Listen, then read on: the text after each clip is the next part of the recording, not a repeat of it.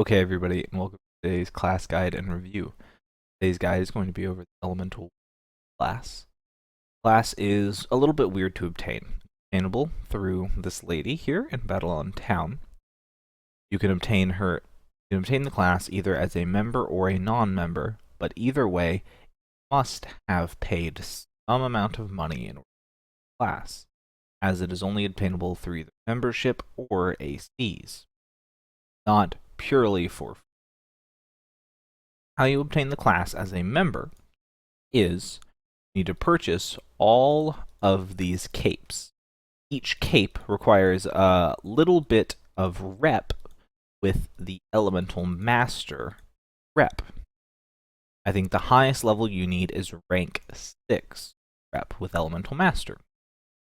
Now, once you purchased all the capes and you have all the capes in your inventory, you can go into the Legendary Elemental Shop tab and merge all of the capes into the class. Once you have done that and you have the class, it'll let you go into this new shop that'll let you get the helmet and the sword and now AC tagged versions of capes in addition to the Chaos cape, which is kind of cool.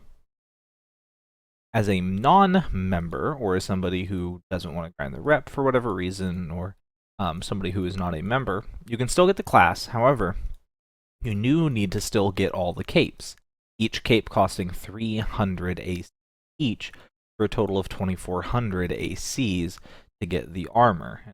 You have all the capes, same thing, and now once you have the armor and the class, you'll be able to stop and get back again at the end of it. So the class is a little bit weird to obtain, and unfortunately is not attainable for any true to-play players. Okay, so for the Elemental Warrior guide, because this class is a little bit different, I'm going to have to handle things a little bit differently. Normally, I would cover the enhancements and go into the abilities a little bit, and then do some soloing, do some farming, do some PvP. But with this class, I'm going to have to do things a little bit different. I'm going to cover the enhancements. I'm then going to get into a rough overview of the abilities and sort of a priority system of how you want to use it. For those of you who just kind of want to know how to use the class and don't need to get real in-depth with the abilities, you just kind of want to know what buttons to press. After that, we're going to get a little bit more in-depth with it and go over some of the numbers and the reasonings behind why you use those abilities in that way. And then after that, we're going to have a short PvP section, and then we're going to move on to the conclusion. The enhancements in this class, I did a little bit more testing than I have in the past. And this is simply because I honestly didn't know what was going best. Because Elemental Warriors' spells do both physical and magical damage, I was kind of unsure as to which enhancements were best. I know people have told me that luck is best, and that did show through the results here, but at the end of the day, I wasn't quite sure, and I had to do some testing to really figure out, is that actually the best? As you can see here, Full Luck and Full Wizard are both very, very close to each other. However, on average, Full Luck was pulling out higher times, and on the extreme, it was coming up with higher times than Full Wizard. Full Wizard was just a bit more consistently getting good times, whereas Full Luck was getting very good times occasionally, and then okay times kind of the rest of it. So while the spread between them was bigger on luck, the extremes were much more beneficial, and that's kind of what you're looking for a class like this, as Elemental Warrior is a pure DPS class. You're simply looking to put out as much damage as possible. You don't have to worry quite as much about consistency as you do with some other classes. So now we're going to get into the rough overview abilities. This class has 4 abilities. 3 of them are enablers, and 1 of them is a modifier. Your 3 enabling abilities are your 3, 4, and 5. These give you an effect that is then modified, changed, or you get a new effect by using it in combination with your second ability. So, knowing that, what effects have the best procs and best effects and best abilities when used in combination with your 2? Well, the most powerful effect by far is going to be off your 4. Your 4 reduces your mana cost, gives you a heal over time, increases your damage resistance, as well as doing many, many other things if you can get the chance proc on it. So, you want to try and prioritize your 4 over all else because it is easily your most powerful ability. Behind that, the ability that I would prioritize next is going to be your 3. Your 3 deals pretty good damage on a relatively low cooldown and low mana cost for the class, and applying a DOT, and the DOT ticking over time can help to generate some passive mana over the course of the fight. Your 5th ability is the one that I would prioritize the lowest, and while it's not something you should ignore because it does have powerful effects, its higher mana cost and higher cooldown makes it a little bit of a difficult trade-off when compared to the 3 and 4. Although you do want to use it to try and get that extra buff, it is not as important as keeping up the other abilities. Now for those of you who want to get a little bit more specifically into the class and the reasonings behind why I say this, we're going to go over this sheet. This document has a lot of work behind it. Me and Malevolent worked very hard on trying to put this together and doing a lot of testing to figure out these numbers, because these numbers don't exist anywhere outside of Artix Entertainment. That these numbers are not public, they're not, nothing tells us this. This is all information we had to, through pure trial and error, testing and figuring things out, figure out all of the abilities that this class does. Because if you read the abilities just don't tell you anything. So, all of your abilities do a lot of different things. Your first ability simply does 150% of your weapon damage, both physical and magical damage, and you deal damage to your opponent and modify one of your existing elemental effects that you have. You gain those elemental effects by using your other abilities. Blaze applies fire magic to you. Blaze deals pretty high damage up front, and when you combo Blaze with your 2, you then generate the blazing effect, applying a DOT to the target and giving yourself a 40% chance to proc critical mass.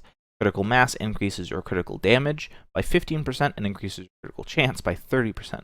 Both are very important for a class that is damage focused. I'm going to skip to energy magic because I want to try and save Stone Skin for last. Your 5th ability, Chain Lightning, generates energy magic. Chain Lightning by default deals pretty high damage to up to 5 targets, bouncing to each target and increasing its damage with each bounce. When you combo energy magic with your 2, it gives you the ability Shocked. Shocked increases all damage output by 30%, and it has a 30% chance to proc Grounded, which we're not 100% sure how the effect actually works, but all we know is it maxes out your haste, and in Adventure Quest Worlds, there is a hard haste cap at 50%. The game will not let you get over 50% haste. And while we're not 100% sure on how the ability works, what we do know is that when you get the Grounded proc, your haste caps out. Our final ability is Stone Skin. Stone Skin normally reduces all incoming damage by 30%. When modified with your 2, you gain Earthen Blessing. Earthen Blessing is small heal over time to you, as well as reducing your mana cost by 30%. Both of these effects last 12 seconds. The ability also has, when modified, a 50% chance to proc Molten Armor. Molten Armor is incredibly powerful, and it does a lot of things, as you can see. It increases the damage reduction obtained by Stone Skin from 30% to 50%, as well as increasing the heal over time that you receive from Earth Blessing by about 20 more percent. It also increases the damage that your DOTs do by about 30%, increasing the damage that you're getting from Blazing, as well as increasing all damage output by another 30%. This does stack on top of the energy magic proc.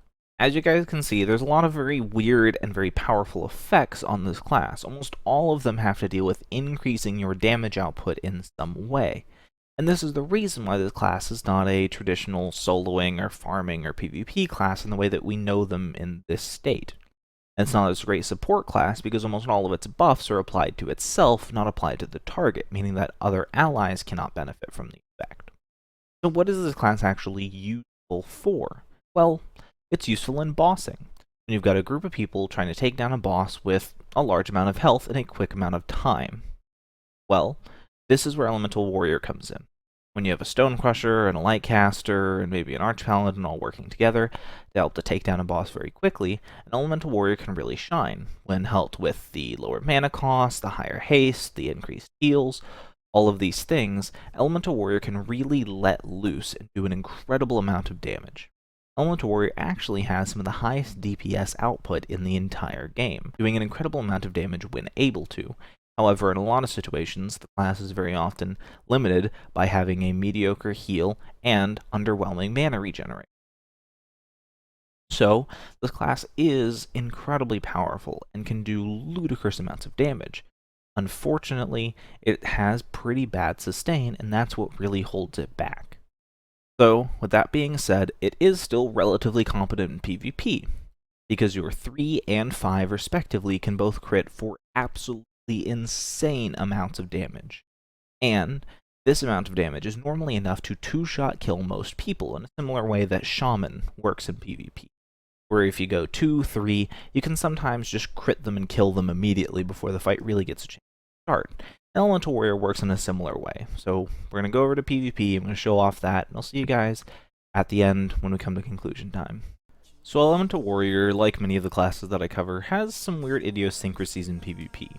Because the class is very combo-oriented, you struggle against very heavy stun classes, things like Lycan, Vindicator of They, even Scarlet Sorceress, and now with Void High Lord coming. These are classes that can stun you pretty consistently, and because you do need to combo your abilities together, a good player can see that you're getting ready to combo and can interrupt you, preventing you from really benefiting from your elemental magic effect. So a lot of the times you do want to try and keep your distance, as almost all of your abilities except for your 2 are ranged. Keep your distance, use your abilities, and then run in there when you do have your 2 up, modify it, and then get back out, as to try and reduce getting stunned as much as you can for many of those classes who do have shorter range stuns. For classes like Void High Lord that do have longer range stuns, well, that's a little bit more difficult to deal with, and honestly, we're all learning how to deal with Void High Lord at the moment, as the class really has just been available to the public this week. While the class is okay in PvP, really your main game plan is to combo your 3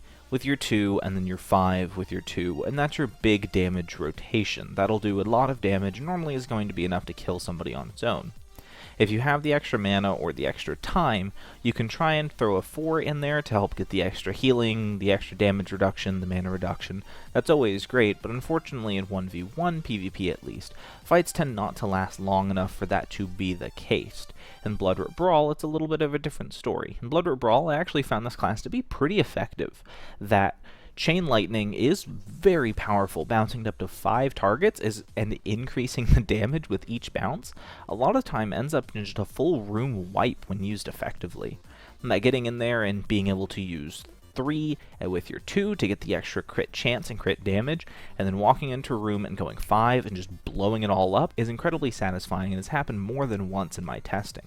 You do, as always, want to try and keep your 4 up in fights whenever possible, as the damage reduction and help with mana problems is always a beneficial thing, although, as I've said, you do have mana issues, and you simply might need to hold up your mana in PvP at least for simply dealing damage over all else, as you may have an ally like Caster or Archpaladin or something else that can try and keep you alive to an extent, although you do not want to always rely on your teammates in Bloodroot Brawl, as many times they're incompetent.